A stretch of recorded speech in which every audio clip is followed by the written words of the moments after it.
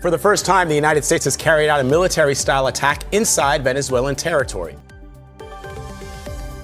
The breach came at 4:47 a.m. A reinforced steel access door, engineered to withstand explosives, rifle fire, and sustained attack, was torn apart by a precisely placed shaped charge. The blast rippled through underground corridors beneath the central government complex in Caracas, sending vibrations through the stone and concrete above. What had been sealed for years was suddenly open. The first operators through the opening moved with controlled speed, weapons raised, lights cutting through thick dust and smoke. Behind that door was not a storage room or a safe house. It was evidence. Intelligence units had suspected for years that the country's highest levels of power were entangled in narcotics trafficking, but no physical proof had ever been located inside the core of the state itself. That changed in seconds. Beyond the broken steel, investigators encountered a subterranean system built to operate unseen, protected by the same defenses meant to safeguard the seat of government. Tactical teams advanced down reinforced hallways as encrypted communications crackled in their headsets. Overhead, analysts monitored live feeds from aerial and satellite platforms. Every movement was coordinated across agencies that had spent years mapping fragments of the same hidden structure. This was not a single raid. It was the convergence point of long-running investigations that had quietly tracked shipments, financial flows, and coded communications across multiple continents. As lights swept across the first chamber, the scale became immediately clear. Industrial shelving stretched from floor to ceiling, stacked with uniform bricks wrapped in plastic and stamped with export markings. Row after row filled the room with identical packages. Preliminary field tests confirmed the substance inside. High-purity cocaine, prepared and stored as if it were government inventory. Initial estimates reached into the tens of thousands of kilograms. Laboratory specialists on site verified purity levels consistent with international wholesale distribution. This was not a rogue cache hidden by smugglers. The precision of the packaging, the climate-controlled environment, and the location beneath a heavily guarded political complex all pointed to the same conclusion. Only an organization with state-level authority could have built, supplied, and protected a facility of this scale. Above ground, the city remained dark and quiet. Below, the foundation of power was being documented piece by piece. Evidence teams photographed each stack, logged serial markings, and transmitted data to analysts who compared it against years of intercepted communications. The codes on the packages aligned with routes that had long appeared in intelligence reporting, routes that moved narcotics through Caribbean ports and onward into North America and Europe. The numbers were staggering. 30 metric tons of cocaine represented months of coordinated cultivation, processing, and transportation. It implied thousands of hectares of production zones, protected corridors through airspace and ports, and a distribution system capable of moving hundreds of tons annually without interference. Such an operation could not function in secret from a national government. It required the government. As the discovery was confirmed, the operation escalated. Secure command channels shifted from law enforcement protocols to integrated tactical control. Specialized military units assumed responsibility for synchronization, locking together teams operating across the capital and along the coastline. Maritime patrols moved into position. Aerial surveillance tightened. Every potential escape route was identified and sealed. Digital command maps filled with red markers. Ports, private compounds, industrial warehouses, financial offices, and transportation hubs appeared across the grid. Each represented a critical pressure point inside the same hidden structure. Intelligence analysts fed live data into the system, linking shipping records, bank transfers, and intercepted calls into a single operational picture. The directive that moved through the command hierarchy carried no ambiguity. This was not a seizure. It was a dismantlement. Years of surveillance, financial reconstruction, and human reporting had led to this window, and the window would not stay open for long. Delay meant evidence destroyed, suspects disappearing, and routes going dark. In the early hours before dawn, Caracas was no longer a city. It was a synchronized operations zone. Teams staged at multiple locations, weapons loaded, breaching charges set, vehicles positioned to move the moment the signal came through. Above them, millions slept unaware that the structure of power beneath their streets was being taken apart in real time. At 2:32 a.m., the first wave moved. In a residential district tied to senior political figures, armored vehicles boxed in a fortified estate. Flash devices shattered the quiet as entry teams forced their way through reinforced doors. Inside, rooms designed for luxury concealed storage spaces packed with sealed packages and hard currency bundles. Within minutes, more than 2 tons of cocaine and millions in cash were secured while occupants were detained in the courtyard. Across the city, another unit stormed a high-rise overlooking a major boulevard. Gunfire echoed briefly through the stairwells as security guards attempted to resist. Ballistic shields absorbed the initial chaos. Operators cleared floor by floor, locating digital servers and locked rooms identified months earlier by intelligence mapping. Evidence technicians followed, imaging hard drives and cataloging materials before anything could be touched. By 2:46 a.m., multiple targets were already under control. Sirens wailed in the distance, masking the movement of additional teams converging on their next objectives. What residents would later hear as scattered police activity was in fact a coordinated assault on the financial and logistical backbone of an underground empire. Just after 3:10 a.m., attention shifted to the industrial port district, the country's primary maritime artery. Floodlights snapped on as armored trucks sealed off a warehouse complex registered to a shipping company that, on paper, exported agricultural goods. The first breach met resistance. Automatic fire ripped through thin metal walls, forcing teams to advance behind shields and armored vehicles. Seconds later, stun grenades detonated, collapsing the defense. Inside, crates labeled as coffee and machinery concealed tightly wrapped bricks marked with cartel insignia. More than 4 tons were stacked behind false partitions. Port officials attempted to destroy shipping manifests before being taken into custody. Offshore, patrol units intercepted a cargo vessel already warming its engines for departure. By 3:28 a.m., the docks were locked down. One of the network's primary exit routes had been cut off mid-operation. Containers, paperwork, and crews were frozen in place, preserving a snapshot of how the system moved product out of the country. While the port was being secured, airspace over the government complex was filled with the low thrum of helicopters. Fast rope teams descended onto the rooftop, entering a structure that had been considered untouchable. Guards scattered as operators advanced through corridors designed to project authority and permanence. Resistance was brief and disorganized. Hallways filled with smoke as rooms were cleared under strict time pressure. Overwatch units sealed off the surrounding perimeter from land and sea, ensuring that no extraction could occur beyond the compound walls. By 4:11 a.m., the upper levels were secured. Key occupants were removed under heavy guard and transferred immediately to a vessel offshore. The building above fell silent again, but the operation was not finished. What remained below had not yet been revealed. As the first wave of seizures stabilized across the city, command centers began integrating fresh intelligence in real time. Live aerial feeds, shipping data, and communications intercepts were layered into a single operational picture. What emerged was not a collection of isolated sites, but a tightly organized system that linked political offices, port authorities, private companies, and armed security units into one continuous logistics chain. Shortly after 3:40 a.m., teams were redirected toward a cluster of commercial properties registered under a shell exporter near the eastern freight yards. The buildings appeared unremarkable from the street, but inside were high-capacity vacuum sealers, industrial scales, and chemical drums consistent with large-volume narcotics processing. More than 3 additional tons were discovered in a hidden mezzanine behind stacked pallets of legitimate cargo. Financial records recovered on site showed payments routed through offshore entities tied back to accounts already flagged in earlier investigations. While evidence teams worked inside the warehouses, maritime units reported increased radio traffic along the coast. Vessels that normally remained idle overnight were requesting clearance to depart. Patrol craft moved to intercept. One freighter was stopped less than 2 miles offshore, its manifest listing agricultural equipment bound for southern Europe. A search revealed sealed containers fitted with false walls, behind which were thousands of tightly packed bricks. The vessel was diverted under armed escort, adding nearly 7 tons to the growing total. By this stage, the pattern was undeniable. Every seizure matched routes and packaging styles previously identified through years of intelligence collection. The organization had been operating with standardized procedures, quality control, and accounting systems comparable to a multinational corporation.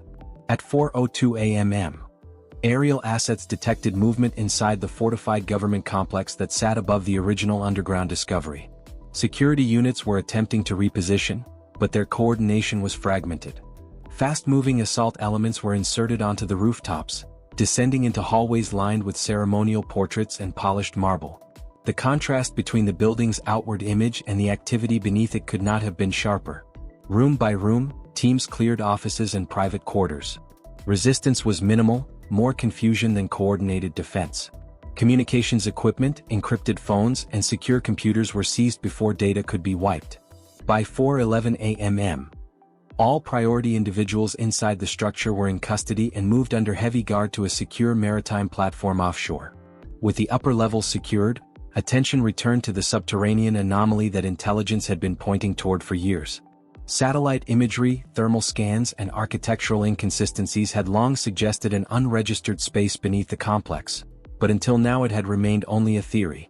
At 4:26 a.m., a specialized search and evidence unit entered a service corridor adjacent to the main kitchens.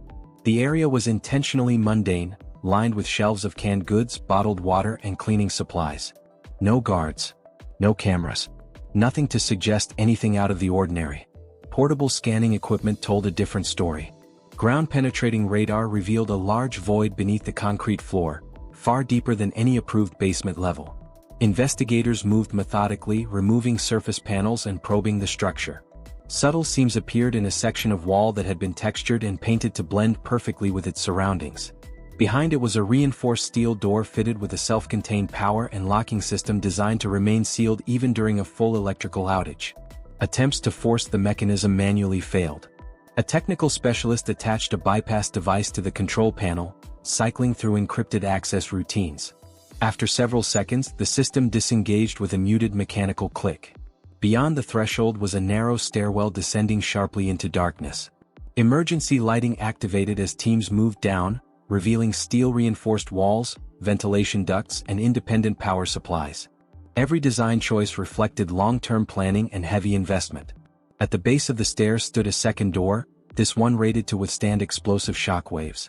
At 4:49 a.m., a shaped charge was placed. The detonation reverberated through the foundations of the complex above. When the smoke cleared, the door hung open, its locking bolts sheared by force. What lay beyond transformed the operation.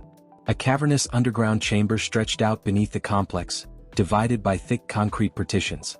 Industrial shelving rose nearly to the ceiling, each level packed with uniform stacks of wrapped bricks. Temperature and humidity were precisely controlled by humming filtration systems. This was not a temporary cache. It was a permanent facility designed to preserve, package, and distribute product on an industrial scale. Initial visual estimates alone suggested tens of thousands of kilograms. Teams moved slowly through the rows, documenting everything before anything was touched. The realization settled in without anyone needing to say it aloud. The center of the entire network had been embedded directly beneath the highest seat of power. The operation had crossed a final threshold. What had begun as coordinated raids across a city had become the exposure of a state-level enterprise hidden in plain sight. Once the underground chambers were secured, the tempo shifted from kinetic action to controlled examination. By 5:07 a.m., the space beneath the government complex was no longer treated as a tactical zone. It was a crime scene of extraordinary scale. Lighting rigs were installed. Evidence markers were placed. Nothing moved without being photographed, logged, and tagged. Along the perimeter walls, investigators identified the infrastructure first. Hydraulic presses capable of compressing 100-kilogram loads stood bolted to the floor. Vacuum sealing machines were positioned beside long work tables stained with chemical residue. Precision digital scales were calibrated far beyond street-level requirements.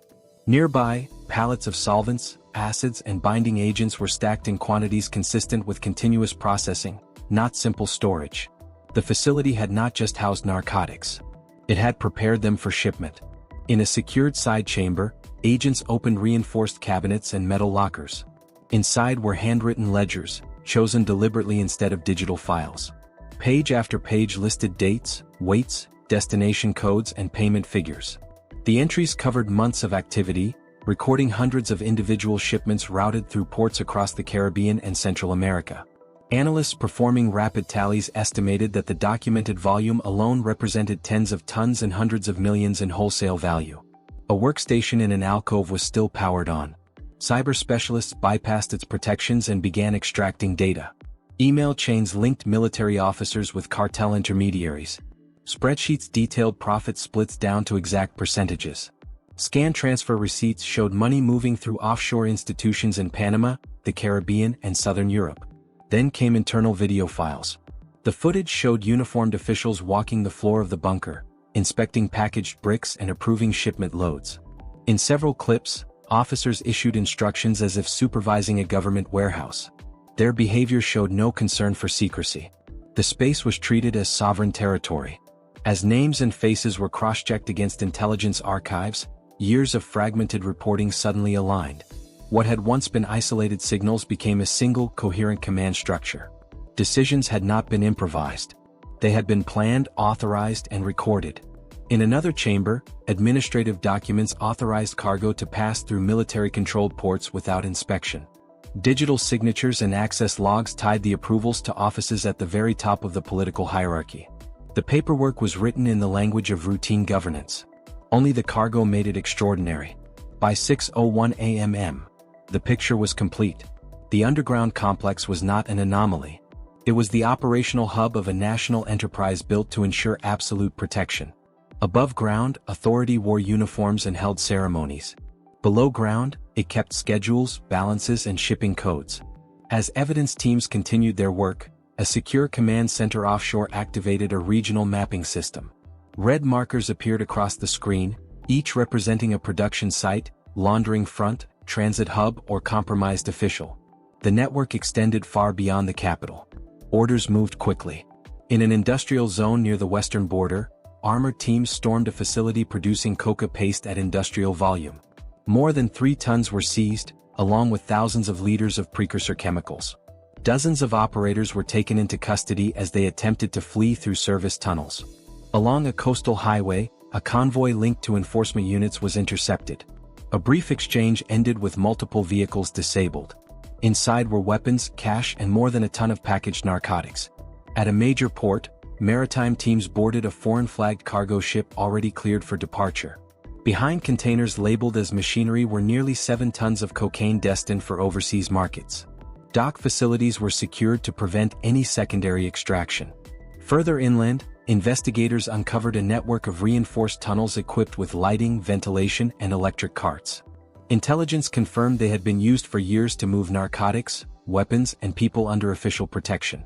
At the terminus of one tunnel, a fortified compound held trafficking victims and cartel operatives. 17 people were rescued. Several guards were detained. By midday, the cumulative totals were unprecedented.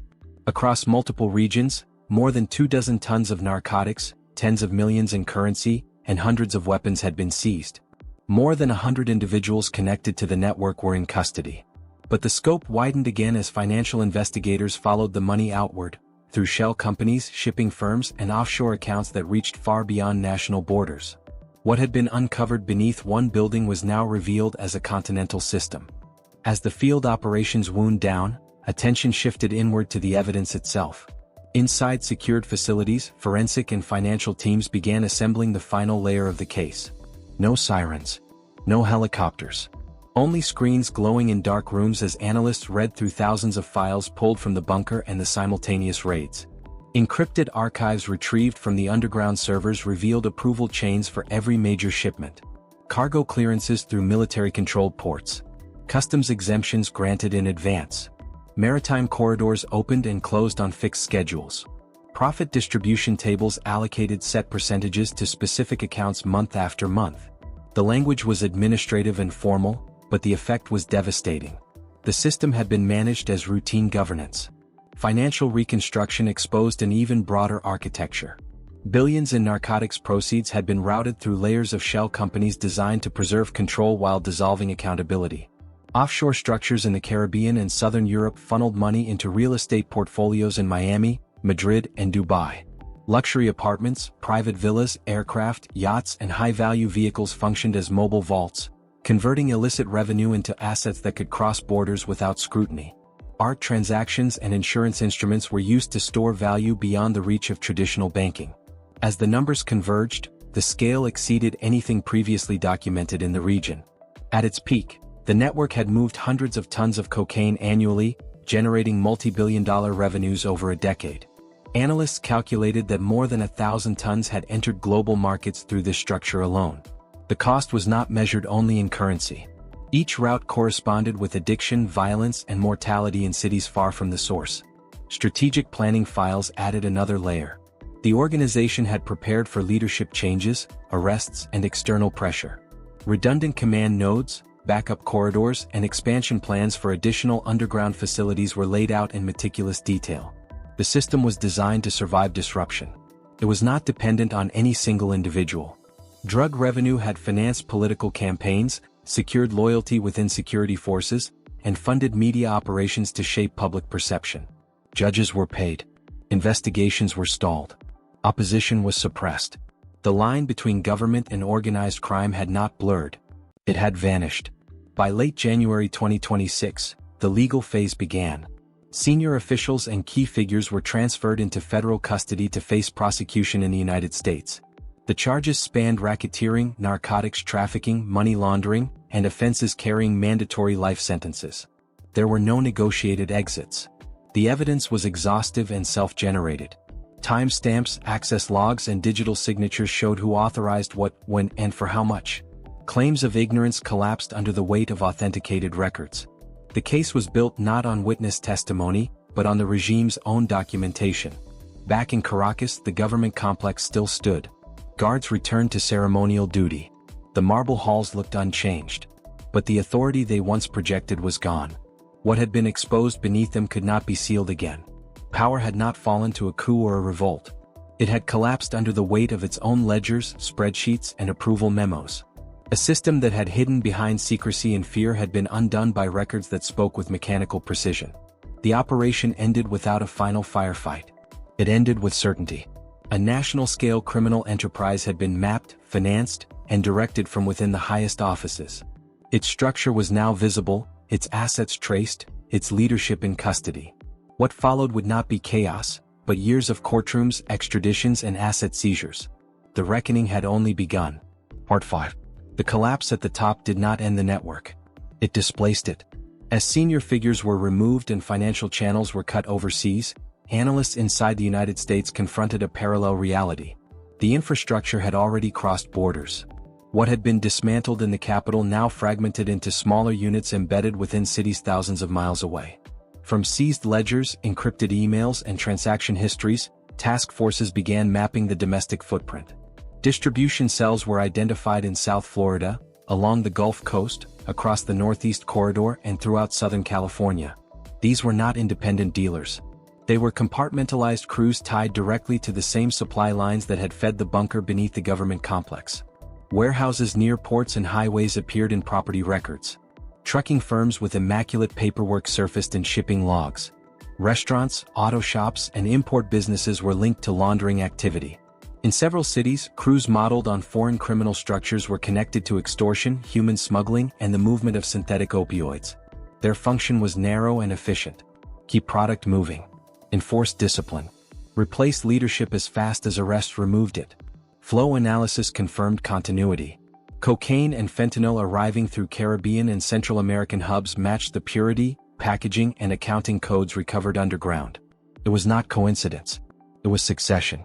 Immigration and financial data added another layer. Investigators flagged individuals who had entered the country over several years and later appeared in remittance records and shell company filings. Many lived quietly, blending into crowded neighborhoods where attention was scarce. The strategy was deliberate. Operate beneath notice. Use population density as camouflage. Agencies were precise in their assessments. This was not a story about migration. It was about criminal networks exploiting movement and instability as cover. The vast majority of people had fled violence and economic collapse. A small, organized minority arrived with contacts, instructions, and capital. By late winter, the pattern was clear. The state-level structure had fallen, but its operational cells were already in place inside American cities. The battlefield had shifted again.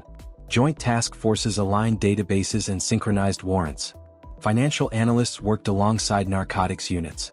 The same method that had exposed the bunker now turned inward, tracing routes from street-level seizures back through shell companies to offshore accounts. There would be no sanctuary in underground vaults. No protection behind borders. The system that had been built on secrecy and compartmentalization was now being forced into the light, one ledger, one account, one shipment at a time. The collapse at the top did not end the network. It displaced it. As senior figures were removed and overseas financial channels were severed, analysts inside the United States confronted a parallel reality. The infrastructure had already crossed borders.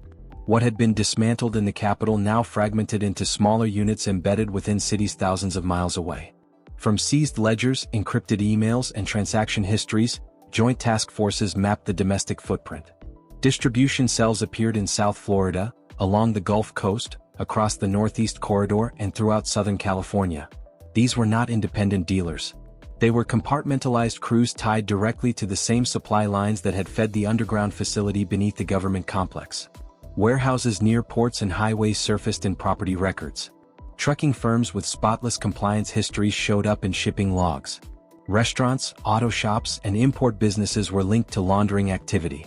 In several cities, crews modeled on foreign criminal structures were tied to extortion, human smuggling, and the movement of synthetic opioids. Their mandate was narrow and efficient: keep product moving, enforce discipline, and replace leadership as quickly as arrests removed it. Flow analysis confirmed continuity. Cocaine and fentanyl arriving through Caribbean and Central American hubs matched the purity, packaging, and accounting codes recovered underground. It was not coincidence. It was succession. Immigration and financial data added another layer. Investigators flagged individuals who had entered over several years and later appeared in remittance records and shell company filings. Many lived quietly, blending into dense neighborhoods where attention was scarce.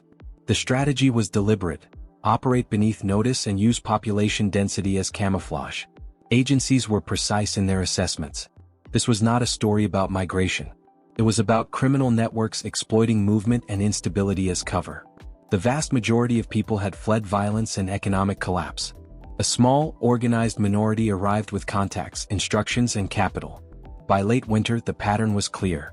The state-level structure had fallen, but its operational cells were already in place inside American cities. The battlefield had shifted again. Joint task forces aligned databases and synchronized warrants. Financial analysts worked alongside narcotics units. The same method that exposed the hidden bunker now turned inward, tracing routes from street-level seizures back through shell companies to offshore accounts. There would be no sanctuary in underground vaults. No protection behind borders. The system built on secrecy and compartmentalization was being forced into the light. One ledger, one account, one shipment at a time.